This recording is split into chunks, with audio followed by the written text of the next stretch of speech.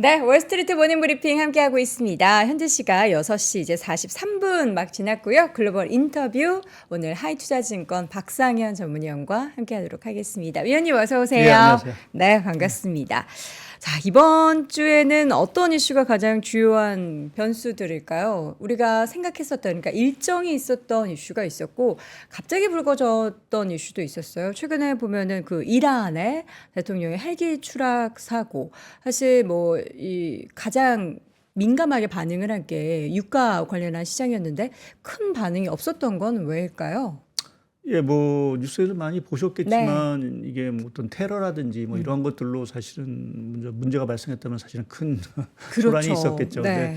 아무래도 뭐 악천후로 인한 단순 헬기 사고로. 단순 헬기 사고라는 측면에서 뭐 이제 중동이 화약고이긴 한 상황에서 저희가 뭐 많은 관심을 뭐 보고는 있긴 하지만 네. 단순 사고라는 측면에서 보게 되면 뭐 파장 자체가 그렇게 확산될 가능성은 이게 커 보이지 않는다라는 부분에서 뭐 유가라든지 뭐 달러 뭐 전반적인 가격 변수 자체가 일단은 조금 뭐 별다른 반응을 보이지는 않은 것 같습니다. 뭐 네. 향후에 뭐 상황이 또 어떻게 뭐 변할지 모르겠지만 지금까지 봐서는 뭐 별다른 뭐 어떤 사태가 악화될 가능성이 커 보이지 않는다라는 측면에서 보게 되면 뭐 중동 이번 이제 그 이란 대통령의 어떤 사망 사고 자체가 뭐 원유 시장이라든지 또 글로벌 금융 시장에 미칠 파장 자체는 상당히 좀 네. 제한적이지 않을까 좀 보고 있습니다. 그러니까 추가적으로 이제 항상 보면은 각국에서 좀 이런 안 좋은 일들이 발생을 했을 때 가만히 있다가 며칠 있다가 내가 그랬다 이러면서 이제 나타나지만 않으면은 관련한 시장에 있어서의 큰 변화는 없는 거겠죠. 예, 뭐 네. 음모론이 계속 뭐 얘기되고 있긴 네, 하지만 네. 사실은 뭐 미국마저도 뭐 조의를 펴고 하는 이런 상황들을 보게 되면 뭐 이번 사태가 네. 뭐 음모론에서 얘기하는 어떤 테러라든지 뭐 또 뭐 최악의 뭐 이스라엘 공격 뭐 이럴 가능성 자체는 거의 희박하지 않을까 좀 생각을 하고 있습니다. 네. 자, 뉴욕 증시도 그렇고 뭐 유럽도 그렇고 이 일본 증시도 그렇고 올해 계속해서 사상 최고치를 경신하는 정말 랠리를 나타내고 있습니다. 뭐 우리나라만 약간 또 아쉬운 그런 상황인데 이게 이제 통화 정책이 이제 변경의 첫 발을 내디딘 국가도 있고요. 이제 변경될 것이다라는 기대감을 가지고 있는 상황 속에서 주식 시장이 먼저 좀 반응을 하고 있다로 우리는 해석을 해야 될까요? 예, 뭐 말씀하신 대로 금리 정책에 대한 기대감이 상당 부분 반영이 된 부분들인 것 같고요. 제가 이제 지난번에 나와서도 잠시 말씀을 좀 드렸던 것 같은데 네. 2분기에 있어서 가장 중요한 금융시장의 레러티브, 그러니까 이야기거리가 뭔가라고 생각을 해보면 뭐 화면에 잠깐 제가 뭐 지난번에도 보여드렸던 것 같은데 네. 첫 번째는 이제 금리 인하와 관련된 레러티브였던 부분들인 것 같고요. 또 한 가지는 이제 중국 경기 회복에 대한 기대감 자체가 최근 상당 부분 주식시장에도 사실은 긍정적인 영향을 미치지 않나라는 좀 생각을 하고 있습니다. 아직 뭐 미 연준의 금리 인하 시점에 대해서 저희가 확신을 갖기 뭐 9월, 뭐 7월, 9월, 12월까지 다양한 얘기들이 좀 나오고 있긴 하지만 여하튼 좀 연준 인사들은 계속 신중한 어떤 모습들을 좀 보이고 있고요. 네. 뭐 이번 주에 나올 FOMC 의사록에서도 뭐 그렇게 뭐 긍정적인 얘기들이 남아 있을 것 같지는 않기 때문에 저희가 뭐 미국의 금리 인하에 대해서 뭐 과도한 기대감을 갖기는 사실은 좀 어려운 부분도 있긴 하지만 네. 지금 미국을 제외한 지역 말씀하신 대로 뭐 지금 유럽 쪽이라든지 뭐 중국도 사실은 최근에 그 기준금리만 안 내렸을 뿐이지 모기지 금리라든지 또 유동성 정책이라든지 이런 것들을 상당히 완화적으로 좀 가고 있다라는 부분 자체가 전반적으로 뭐 제 느낌 상에는 상당히 좀 조용한 랠리가 지금 계속해서 전 세계적으로 있지 않나라는 좀 생각을 하고 있고 거기에 이제 또 하나 힘을 붙인 건 말씀드린 대로 이제 중국이라는 부분 자체가 생각보다는 조금 이제 경기 부양 속도를 내기 시작을 했다라는 것이 뭐 중국 증시뿐만 아니라 글로벌 전반적인 실물 경기의 회복에 힘을 보태주지 않을까라는 것이 최근 뭐 원자재 가격이라든지 이러한 쪽에도 사실은 큰 영향을 좀 미치고 있다라고 좀 봐야 될 것 같습니다. 네, 그런 주식 시장에 있어서의 이제 중국이 미치는 영향, 그러니까 네. 중국이 회복된다라는 그런 부분에 있어서의 긍정적인 영향도 전반적으로 퍼지고 있는 거고, 통화 정책 관련해서도 영향을 미치고, 전체적으로 봤을 때 좀 시장을 끌어올릴 만한 여건들이 이곳저곳에서 발생을 해서 이렇게 또 시장이 전체적으로 오르고, 심지어 뭐 주식 시장뿐만 아니라 원자재 쪽에 있어서 금 가격, 금은동이 다 오르잖아요. 네. 금은동. 집에 있는 어떻게 동메달이라도 좀 있으면은 갖다 팔아야 되나 이런 생각이 좀 드는데 원자재 시장에 있어서도 이제 중국이 미치는 영향도 있지만 지금 동가격 같은 경우에는 여러 가지 뭐 AI 전력에 대한 사용이 늘어나고 또 공급도 안 좋고 좀 여러 가지 여건이 좀 영향을 미치고 있는 것 같아요. 예, 말씀하신 대로 우선 좀 구리 가격을 조금 차트만 좀 보여드리도록 네. 하겠습니다. 예, 구리 가격 최근 좀 가파르게 올라오고 있죠. 그래서 와, 엄청 뭐 올랐네요. 사상 최고치 지금 가격을 보이고 있고 뭐 관련해서 이제 구리를 포함한 전반적인 산업용 원자재 그 가격들을 모아놓은 그 LME 런던 메탈 익스체인지 지수를 보더라도 최근에 조금 가파른 상승세를 좀 보이고 있습니다. 요새 또 하나 이제 드는 생각이 뭐 이러한 원자재 가격뿐만 아니라 오늘 이제 비트코인도 장중에 뭐 7만 달러를 다시 또 돌파하고 하는 상황들이 우리가 뭐 지난해 말 연초에 얘기했던 에브리싱 랠리 자체가 좀 재현되는 것인가라는 좀 기대감마저도 사실은 좀 갖게 하는 부분들이고요. 네. 거기에는 지금 이렇게 모든 자산 가격 이러한 것들이 올라가는 부분은 뭐 앞서 말씀드린 대로 뭐 금리 인하 기대감 뭐 이러한 것들이 충분히 좀 반영이 된 부분들이 있고요. 또 네. 중국 경기에 대한 회복에 대한 어떤 기대감 이런 것들이 최근에 지금 원자재 가격이 상당히 좀 반영이 되고 있는 것 같습니다. 근데 다만 이게 구리 가격이 이렇게 최근에 급등하는 부분에 있어서는 좀 화면에 보시듯이 이 투기적 거래 자체가 상당히 조금 많이 들어왔다라는 부분. 물론 이 투기적 거래라는 부분 자체가 단순하게 어떠한 그 뭐 투기 목적일 수도 있긴 하겠지만 지금 제반 사항들 자체가 말씀하신 대로 지금 뭐 전력과 관련된 뭐 구리 수요 자체도 상당히 이제 늘어날 인프라와 관련된 늘어날 가능성도 있고 또 지금 물류와 관련된 뭐 지금 파나마 운하라든지 또 지난번 볼티모어 이제 교량 사고로 인해서 미국의 물류 차지 일 자체가 상당히 좀 빚어지고 있는 현상들 또 각국이 지금 보게 되면 뭐 공급 쪽에서 여러 가지 조금 이제 그 차질 뉴스들이 상당히 많이 들리고 있는 것들이 구리 가격에서 더 가를 수 있다라는 이제 의미로 아마 좀 자금들 자체가 이제 그 투기적 시장으로 네. 유입이 되고 있다라고 좀 봐서 뭐 이걸 꼭 나쁘게만 볼 필요는 사실은 좀 없지 않을까 좀 생각을 하고 있고요. 이게 뭐 수요 자체가 없고 단순하게 뭐 투기적인 목적으로 인해서 들어왔다라고 하면 사실은 문제일 텐데 지금 말씀드린 대로 이제 공급 쪽에서 어떤 수급 밸런스 자체가 네. 잘 안 맞는 부분도 있고 또 이제 구리와 관련된 여러 가지 수요 요인들 자체도 사실은 눈에 띄게 사실은 늘어날 수 엄청 있는 많죠. 예, 가능성들도 있어서 우리가 구리하면 사실은 이제 경기에 어떻게 보면 이제 선행지표 비슷하게 이제 닥터쿠퍼 뭐 이런 네. 식으로 하면서 얘기를 하는 상황들이 있는데 이제 구리 가격이 이렇게 올라간다라는 부분 자체가 그동안 어찌 보면 이제 미국의 그 빅테크 뭐 이렇게 좀 디지털 뭐 이러한 쪽으로만 사실은 그 경기 모멘텀 자체가 쏠려 있었다라고 하면 지금은 조금 뭔가 확산되는 쪽으로 좀 다가가는 분위기를 구리 가격이 좀 시사하는 부분들이 아닌가라는 쪽에서 보게 되면 좀 저는 좀 긍정적으로 좀 바라보고 있는 상황들이고요.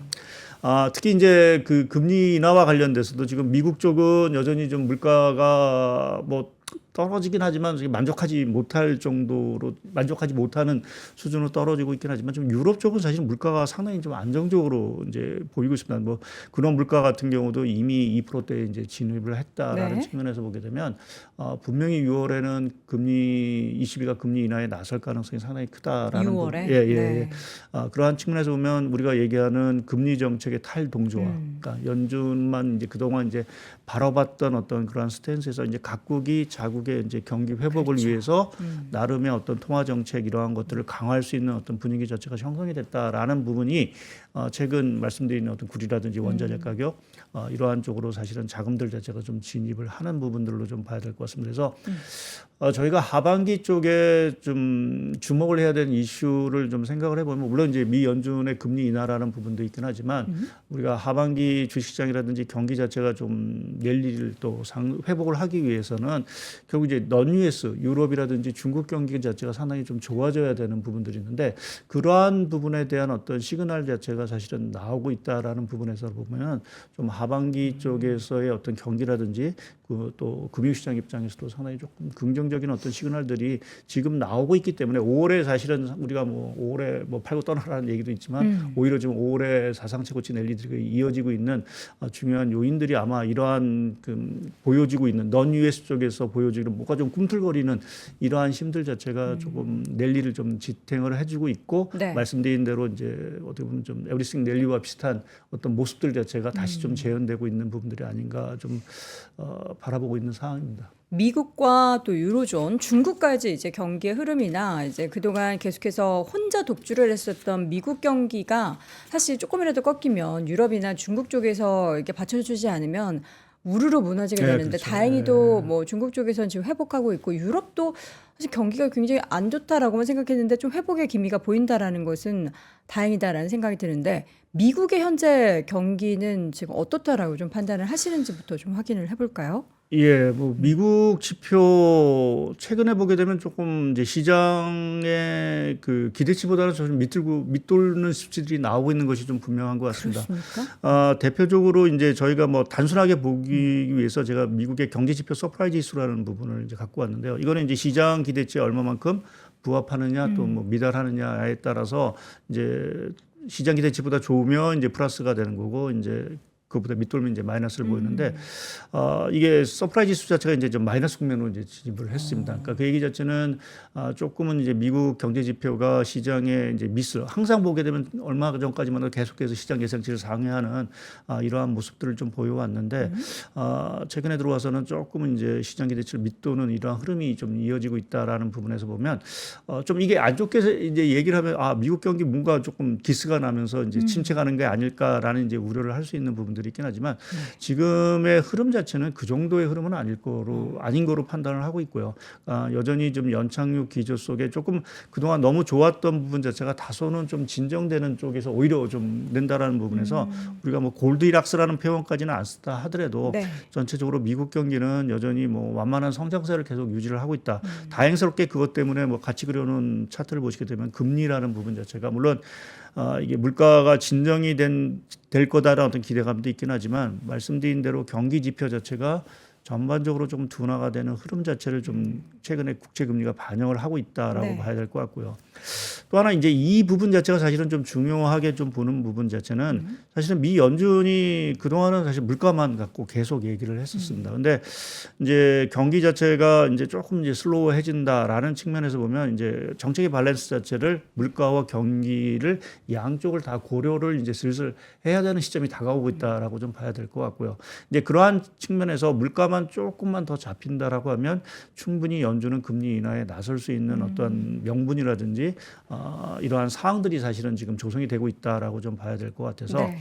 최근에 뭐 시장이 뭐 언제일지 모르겠지만 그 연내 이제 금리 인하를 계속해서 얘기하는 부분 자체는 네. 물가의 어떤 흐름도 있긴 하지만 미국 경기의 이러한 최근의 흐름도 사실은 좀 반영이 되고 있는 부분들이 아닌가 좀 생각을 하고 있습니다. 만약 여기서 더 빠진다라고 하면 사실은 더 이제 좀 문제가 되겠죠. 네. 뭐 그래서 뭐 이 정도 수준에서 그러니까 미국의 성장률이 뭐 전기비 기준으로 해서 한 1% 후반에서 한 2% 초반 이 정도의 흐름을 좀 유지할 수 있는 어떤 힘들을 계속해서 지탱할 수 있도록 연준이 어떤 정책적인 뒷받침을 지속적으로 할 수 있는 어떤 그런 금리 정책 쪽으로 좀 다가가지 않을까라는 쪽에 좀 생각을 하고 있고요.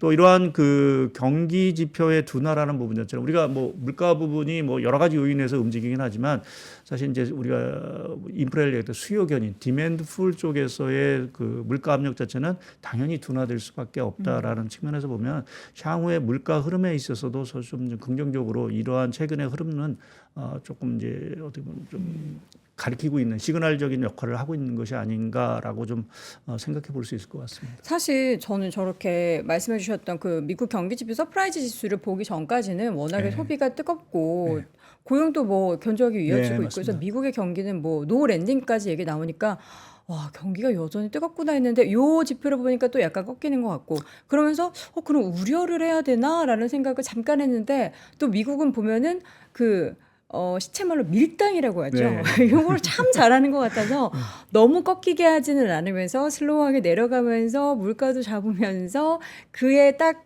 타이밍에 맞게 금리도 인하할 거라는 그런 생각이 좀 드네요. 예, 특히 이제 미국 경기 이제 소비를 많이들 이제 우려를 하시는 부분이 있습니다. 특히 이제 초과 저축 자체가 다 이제 소진됐다라고 네. 할 얘기들이 이제 많이 나오면서 이제 소비할 수 있는 여력이 없는 게 아닌가라는 이제 우려가 있는데 일단은 뭐 고용 지표가 여전히 견조한 부분에서 뭐 그렇죠. 기본적으로 이제 근로소득 자체가 들어올 수 있는 부분들이 있고 또 최근에 이렇게 주식 시장이 이렇게 사상 최고치 랠리를 한다라고 하면 미국은 사실 금융자산 자체가 워낙 비중이 큰 나라이기 그렇죠. 때문에 가계 쪽의 순자산 자체의 흐름 자체가 상당히 양호가 증가할 수밖에 없는 쓸돈이 부분이죠. 많아지는 쓸돈이 거죠? 많아지는 거죠.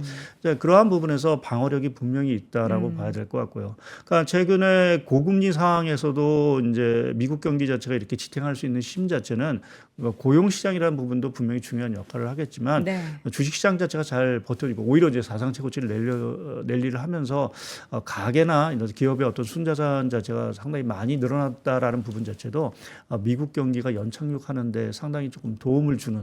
그러니까 어떻게 보면 선순환이죠. 사실 좀 선순환적인 어떤 흐름들이 지금 미국 경기에는 계속해서 유지가 되고 있어서 최근에 지표가 다소는 조금 생각보다는 조금 부진한 부분 자체를 네. 지금 과도하게 뭐 우려할 정도의 단계는 아니다. 그렇죠. 뭐 연준 인사들도 계속 미국 경기가 좋다라고 하니까 사실은 뭐 그 말을 믿는 게 맞지 않을까 좀 생각을 하고 있습니다. 네. 자, 지금 사실 이제 미국 쪽에 있어서 계속해서 사상 최고치 랠리를 하나하나 좀 갈아치고 있으니까 미국 쪽으로만 다 돈이 몰리는 게 아니야라는 생각을 할 수도 있는데 보니까 글로벌 자금은 미국 쪽으로만 가는 게 아니라 사실 인도 등의 새로운 예. 신흥국 쪽으로도 가고요. 또 위험 자산 선호의 현상이 나타나고 있다라고 하는데 구체적으로 어떤 쪽에 좀 자금이 몰리고 있습니까? 대표적인 건 최근에 중국인 것 같습니다. 중국 쪽으로 간다. 그러니까 그동안 중국에서 자금들이 사실은 좀 많이 나갔던 넣었죠. 뭐 다들 뭐 아시는 부분들이고 네. 뭐 그래서 엑소도스 비슷하게 사실은 자금들이 나갔던 상황들이고 근데 최근에 이제 조금 중국 쪽으로 자금이 유입이 되는 상황으로 좀 분명히 나타나고 있는 상황들이고요. 뭐 한 가지 이제 뭐 글로벌 전체적으로 보면 이제 글로벌 자금 흐름을 보여주는 하나의 지표 자체가 이 JP 모간 EMB 스프레드라는 게 있습니다. 이거는 이제 이머징 국채 금리에서 미국의 국채 금리를 뺀 건데요. 그러니까 이게 떨어진다는 얘기는 그만큼 이제 이머징 쪽의 위험이 낮아진다. 위험이 높아지면 당연히 이머징 쪽의 금리가 높아지겠죠. 그래서 그러한 부분인데 이 차 자체가 떨어진다는 얘기는 그만큼 지금 이머징 쪽에 대한 글로벌 자금의 서로 현상 자체가 상당히 좀 강하다라는 부분을 의미하는 부분들입니다. 그러니까 지금 고금리 상황이 이렇게 유지가 되고 있음에도 불구하고 이 JP모간 EMB 스프레드가 이렇게 떨어지고 있다는 건 상당히 이례적인 현상이고요. 그러니까 그만큼 이머징의 상황이 과거 우리가 금리 올릴 때 고금리가 장기화되면 항상 문제가 됐던 이머징 자체의 어떤 흐름과는 지금 상당히 좀 상반되는 흐름이 좀 이어지고 있다라고 좀 봐야 될 것 같고요. 말씀드린 대로 최근의 흐름에 특히 이제 이머징 쪽에 그 자금이 들어오는 선도하는 거는 사실은 중국으로 좀 봐야 되는 게 맞을 것 같고요. 네. 뭐 중국이 여기서 뭔가 뭐 획기적인 반전 뭐 이러한 것들을 말씀드리는 것들은 아니고 다만 이제 좀 최악의 상황을 좀 지난 부분들이 아닌가라는 쪽에 좀 생각을 좀 하고 있습니다. 네. 이거는 조금 이제 중국의 70대 대도시 주택 가격 추이인데요.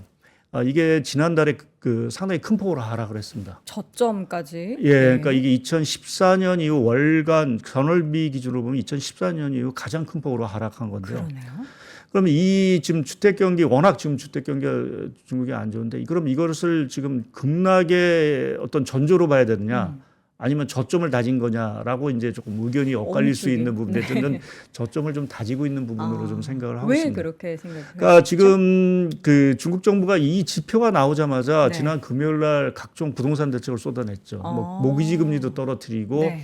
지금 그 은행들로 하여금 그 부동산 개발, 그러니까 부동산 디벨로퍼가 갖고 있는 주택을 매입을 하는, 그러니까 유동성을 지원해주는 정책을 이제 얘기를 했고, 네. 또 지금 검토하고 있는 게 지방 정부들이 그 미분양된 주택을 매입을 해서 임대로 이제 쓰는 방안을까지도 이제 검토를 하고 그렇죠. 있는 상황들입니다. 그러니까 그만큼 이제 주택 경기의 위험성을 사실은 중국 정부가 이제 감지를 한 부분들인 것 같고 그렇기 때문에 지금 각종 부동산 대책을 좀 쏟아내기 시작을 했다라는 부분에서 보면은 뭐 여기서 조금 더 떨어질 수는 있다 하더라도 전반적으로 좀 바닥을 좀 다지는 부분들이 아닌가라는 쪽에 좀 생각을 하고 있습니다. 물론 그러한 정책이 좀 뭐 일부 판단에서 너무 조금 사이즈 규모 자체가 너무 좀 적다. 오히려 지금 위기 상황 그 부동산이 안고 있는 그러한 심각성을 대비하면 라고 하지만 사실은 중국 정부가 그래도 차근차근 이렇게 돈을 유동성을 공급하고 또 미분양 재고 물량 자체를 이제 줄이기 위해서 정책을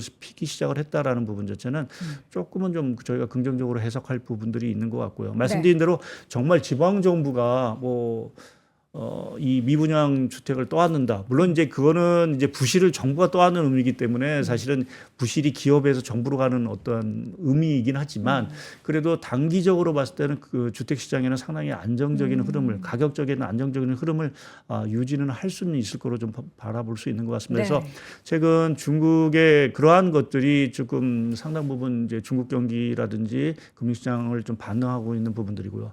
또 하나 이제 그 관련해서 또 하나 이제 중국의 정책이 좀 주목되는 게 이 특별국채 발행입니다. 특별 국채. 그러니까 우리가 통상적으로 이제 중국이 이제 경기 부양을 할 때 이제 쓰는 수단 자체가 지방 정부로 하여금 이제 국채를 지방 정부 채권이죠. 발행해서 그 자금을 가지고 이제 인프라 투자를 하는 부분들이 이제 대부분의 어떤 중국의 경기 부양의 공식이었는데 워낙 지금 지방 정부가 부실도 자체가 많고 부채가 많다 보니까 더 이상 이제 채권을 발행할 여력이 안 되는 상황들입니다. 그래서 올해는 이제 정부가 직접 국채를 발행해서 그 돈을 가지고 이제 각종 이제 어떤 지원 사업이라든지 뭐 이러한 쪽에 이제 쓰기 위해서 사실은 이제 국채를 발행한다고 이미 발표를 했었고요. 그것을 이제 이번 달부터 실행에 옮기기 시작을 했습니다. 근데 제가 오늘 준비한 차트를 보시게 되면 네. 중국이 이러한 특별 국채를 발행한 사례가 98년 이후에 보면 6차례 정도 있습니다. 근데 6차례 있는데 2차례는 그 국채 상환을 위해서 단순히 이제 상환을 위해서 차환을 위해서 발행한 부분들이고 그럼 나머지 4번이라고 2차례는 사실 이 국부펀드라든지 은행 자본 확충을 위해서 쐈던 거고 우리가 경기 부양 차원에서 사실은 이제 국채를 발행했던 게 2020년, 그러니까 코로나 때 1조 위안을 발행했고요. 네. 요번에 또 연말까지 1조 위안을 발행할 예정입니다. 그러니까 1조 위안이면 상당히 큰 금액이고요. 1조 위안. 예. 얼마큼이죠? 1조 위안. 1조 위안 우리 지금 1위안이 한 170원 정도 하니까 170조 정도 되는 187조. 그 정도 되는 규모죠. 이것이 이제 하반기에 대부분 다 이제 발행되고 집행이 되는 사항들이 되니까 상당 부분 이제 경기 쪽에 경기 부양을 위해서 사실은 쓰여질 돈들이 되겠죠. 물론 이게 과거처럼 인프라에 들어갈지는 뭐 조금 저희가 봐야 되긴 하겠지만 지금 중국이 전략적으로 밀고 있는 각종 이러한 첨단 산업 뭐 이러한 쪽에는 자금들이 당연히 투입이 될 거로 좀 보고 있고요. 이제 그렇게 보면 뭐 부동산이 아니래도 제조업이라든지 이러한 것들이 회복이 될 수 있는 가능성은 상당히 좀 커진 부분들이 아닌가.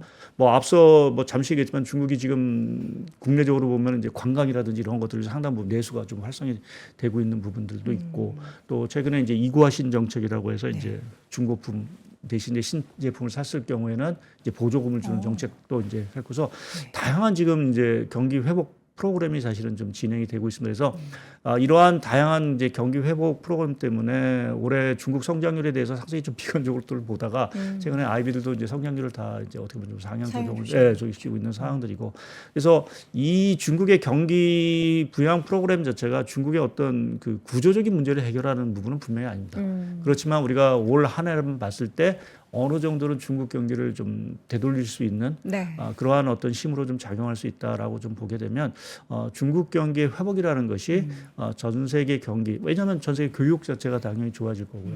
특히 이제 유럽 경기 자체가 안 좋아진 이 독일 경기가 안 좋아진 이유 자체가 대중국 수출 이런 것들이 상당히 안 좋았기 때문에 사실 또 근데 그 중국 경기가 좋아진다는 거는 결국 이제 수출도 좋아지는 거라서 전반적으로 이러한 상승 효과, 글로벌 상승 효과, 낙수 효과 자체를 키울 수 있다라는 부분에서 보면은 단기적으로 조금 이제 주식시장이 최근에 말씀드린 대로 에브리싱 랠리를 하는 원인 자체가 뭐 여러 가지 요인도 있지만 그 한편에는 중국 경기의 어떤 그런 정책적인 기대감 자체가 상당 부분 반영이 됐다라고 좀 봐야 될 것 같습니다. 사실 이제 코로나 팬데믹이 종료가 되고 나서 중국이 적극적으로 뭔가 경기를 부양시키기 위한 여러 가지 노력을 했나 싶을 정도로 너무 가만히 있는 것 같다라는 생각도 좀 들었어요. 근데 올해는 뭔가 다른 모습들이 보이고 그런 행보가 실질적으로 뭔가 데이터로도 나오고 변화가 생기는 그런 뭔가 원년이 되는 것 같아서 그게 또 중국 내부적으로뿐만 아니라 뭐 전 세계적으로 긍정적인 영향을 미치고 있다라는 걸 보면은 중국이 또 G2국가 맞는 것 같기도 하고요. 뭐 갈등도 일으키기는 했지만 뭐 관세 전쟁이라든지 이러한 어떤 조금 또 다른 또 리스크도 사실은 유발시키고 있지만 그동안 사실은 미국 하나만 좋았던 상황에서 좀 하반기에는 조금 구도 자체가 좀 변화될 수 있다라는 부분, 그러니까 미국만 독주하던 상황에서 조금 그러한 분위기 자체가 확산될 수 있다라고 보면 뭐 글로벌 증시가 최근에 사상 최고치를 계속 다 잇따라 랠리를 하는 부분에 있어서는 다 그러한 원인이 이러한 쪽에서 다 원인이 촉발되고 있는 것이 네. 아닌가라고 좀 저희가 예상해 볼 수 있는 것 같습니다. 네, 마지막으로 이제 이번 주에는 엔비디아 실적 발표가 있습니다. 사실 엔비디아는 엔비디아만의 이야기가 아니라 전체 AI 산업에 대한 이야기를 예. 하게 되는 거잖아요. 예. 어떻게 좀 예상을 하고 어떤 부분을 또 주요 포인트로 생각을 하실까요? 글쎄요, 뭐 워낙 MBTI에 대해서 많은 분들이 얘기할 거 네. 잘해서 제가 뭐라고 이제 말씀드리기가 조금 이제 그런데 일단 뭐 실적 자체는 좋을 거로 좀 생각을 하고 있습니다. 이제 문제는 이제 실적이 아니라 이제 나오는 이제 2분기 향후 가이던스 가이던스. 뭐 이러한 부분들인데 사실 제가 이제 좀 강조드리고 싶은 거는 뭐 제가 이제 많이들 보셨던 차트일 건데 하나 이제 차트를 우리가 이게 과거에도 보면 이노베이션 사이클 자체가 이제 있었습니다. 그러니까 이노베이션 사이클. 그러니까 혁신 사이클 자체가 네. 과거에도 있었고 보시게 되면 이제 뭐 몇 차례 큰 웨이브들이 있었는데 그렇죠. 그러니까 주목을 하시는 게 이러한 그 혁신 사이클이라는 것이 단기간에 끝나는 게 아니라 보면 40년, 30년, 뭐 25년 이렇게 좀 장기적으로 유지기간이요? 이렇게 가는 사이클이고 물론 네. 이제 최근에 들어와서 이 혁신 사이클의 주기 자체가 사실은 많이 줄어들었습니다. 그래서 뭐 인터넷 사이클 자체는 뭐 한 40년 얘기하고 이 스마트폰은 한 15년, 뭐 20년 정도 내외. 또 이 AI 사이클은 그보다 더 작을 수 있다. 그러니까 그 혁신 자체가 더 빠르게 일어난다라는 의미가 되겠죠. 네. 그래서 그러한 부분에서 지금 우리가 엔비디아 실적이 뭐 요번에 뭐 상당히 좋으면 다행일 거고 그것이 또 추가적인 어떤 상승 랠리를 일으킬 수 있는 부분들이지만 만약에 약간의 좀 미스를 한다 하더라도 우리가 좀 중장기적인 관점에서 지금 중요한 건 이러한 혁신 사이클 자체가 지금 초기 국면이고 앞으로 더 진행이 될 사항들이 많기 때문에 뭐 이렇게 단기적으로 어느 하나였던 한 기업에 물론 워낙 이게 영향력이 크기 때문에 저희가 뭐 무시할 수는 없긴 하지만 그쵸. 일희일비하기보다는 조금 이제 중장기적으로 이런 혁신에 대한 어떤 사이클이 어떠한 방향으로 계속 발전하고 또 그러한 관련 기업들이 어떻게 좀 생성되고 하느냐라는 부분 자체를 조금 더 주목하는 것들이 조금 지금은 좀 맞는 단계가 아닌가라 또 최근에 워낙 또 주가라는 것들이 많이 올랐기 때문에 사실은 좀 부담이 되는 부분의 영역이 사실은 좀 올라온 부분 매그니피언 7 같은 경우는 좀 그러한 상황들이 있어서 네. 이게 조금은 좀 말씀드린 대로 조금 뭐 실적이 다소 미스한 부분 자체를 가지고 뭐 이게 완전히 끝났다, 뭐 AI 사이클이 끝났다 이렇게 평가하기보다는 좀 숨고르기 정도로 좀 보시는 게 맞지 않을까라는 쪽에 좀 생각을 하고 있습니다. 네. 여기 자료에 하나 보니까 격차가 커지고 있는 우리나라와 대만의 시가총액을 네. 비교를 해주셨는데 네. 대만과 우리나라가 이렇게 차이가 벌어지는 가장 큰 원인은 뭐라고 생각하십니까? 대장주의 차이라고 예. 할 것 같습니다. 그러니까 지금 화면에도 잠깐 보여주시면 제가 오늘 뭐 네. 이거를 얘기를 할까 말까 고민을 했는데 제가 이게 좀 답답한 게 사실은 전 세계적으로 이렇게 모든 것 주식이 다들 내리를 궁금한 것입니다. 우리나라 뭐 하는 건가? 네. 이러한 좀 답답함이 계속해서 왜 우리나라가 이렇게 못 따라가고 있느냐라는 그렇죠. 부분을 얘기하는데 이게 보면 이게 대만하고 우리나라 이제 전체 시가총액입니다. 우리나라가 이렇게 대만 시가총액을 이렇게 역전당한 적이 없습니다. 항상 위에 거의 있었어요. 거의 있었는데 예. 이게 이렇게 지금 거는 대장주라고 말씀드리면 결국 TSMC하고 삼성전자의 지금 시가총액 개입 자체가 벌어지고 있는 부분 자체가 일단 가장 큰 부분들인 것 같고요. 네. 그러니까 그 부분에 있어서는 결국 우리가 AI 수혜와 관련돼서 그렇게 지금 아직 그 강한 수혜를 얻고 있지 못하다. 대만에 비해서는 수혜를 얻지 못하고 있는 부분 자체가 지금은 이제 우리나라의 그 이 시가총액을 좀 이렇게 대만에 밀리는 부분들인 것 같고요. 또 한 가지는 이제 저는 개인적으로 이게 아까 중국에 대한 그 긍정적인 얘기를 말씀을 드렸지만 또 한편에서 해서 보게 되면 우리나라는 좀 차이나 쇼크를 조금 겪고 있는 것이 아닌가. 차이나 쇼크. 예, 그러니까 중국이 워낙 산업적으로 그동안은 사실은 우리나라 상호 보완적인 관계였는데 중국 산업이 워낙 이제 발전적으로 이렇게 발전을 하다 보니까 이제 우리하고는 더 이상 이제 뭐 상호 보완 관계가 필요 없는 거고 이제 경합적인 관계로 간 부분들이죠. 네. 그 부분 때문에 우리나라의 어떤 제조업에 대한 어떤 지위랄까 이러한 것들이 좀 약화된 것들이 기본적으로 지금 우리나라 뭐 AI도 AI지만 전체적으로 제조업 경기 자체가 좀 활성화되지 잘 못하는 그러니까 상당히 이제 업종별로 보면 차별화 현상이 자체가 상당히 심화되는 부분 자체는 일종의 좀 차이나 쇼크 자체가 우리가 좀 받고 있는 것들이 아닌가 좀 생각을 하고 있어. 그러한 부분이 조금 이제 우려스러운 부분들로 좀 생각을 하고 있습니다. 이게 이제 중요한 거는 뭐 대만의 TSMC가 대장주 역할을 하면서 이제 끌고 먼저 선점을 해서 먼저 올라갔다라고 하면 이제 순서로 따지면 이제 우리도 하나도 그러면 그 다음 순서를 따라갈 수 있느냐 여부인데 여기에 대해서는 긍정적으로 생각하시나요? 예, 뭐 우리나라 뭐 기술력, 뭐 IT, 뭐 반도체 쪽에서의 네. 어떤 경쟁력은 뭐 있다라고 하지만 최근 말씀드린 이 대장이 역할을 하는 삼성전자가 조금은 그 과거보다는 조금 뭔가 좀 힘에 부치는 듯한 좀 이렇게 모습들을 좀 보이고 있어서 특히 뭐 HBM이라든지 이러한 네. 것들마저도 조금은 뭐 계속 좀 개발이라든지 이러한 네. 것들이 좀 지연된다라는 측면에서 보게 되면 뭔가는 조금 이제 이전과는 좀 다른 모습이 아닌가. 물론 이제 앞으로 또 다른 어떤 신제품 쪽에서 삼성전자가 어떻게 치고 나올지는 잘 모르긴 하겠지만 그러한 어떤 삼성전자의 좀 기술력이라는 경쟁력 이러한 것들이 제고가 돼야 사실은 우리가 다시 대만의 어떤 시가총액을 다시 뛰어넘는 이러한 상황으로 좀 갈 수는 있을 것 같은데 당장에 있어서는 글쎄요 조금은 좀 그렇게 좀 낙관적으로만 말씀드리기는 네. 좀 쉽지는 않은 상황으로 좀 생각하고 있습니다. 아쉽습니다. 사실 저희는 이제 글로벌 주식 이야기, 특히 미국 주식 이야기를 하기 때문에 미국 주식 좋아요, 막 잘 올라가고 있습니다라고 하지만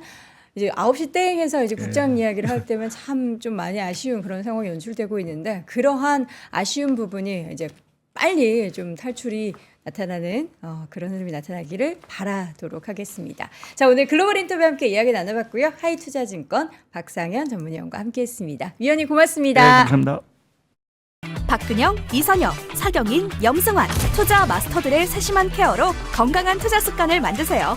3프로 멤버십 3프로 앱에서 확인하세요.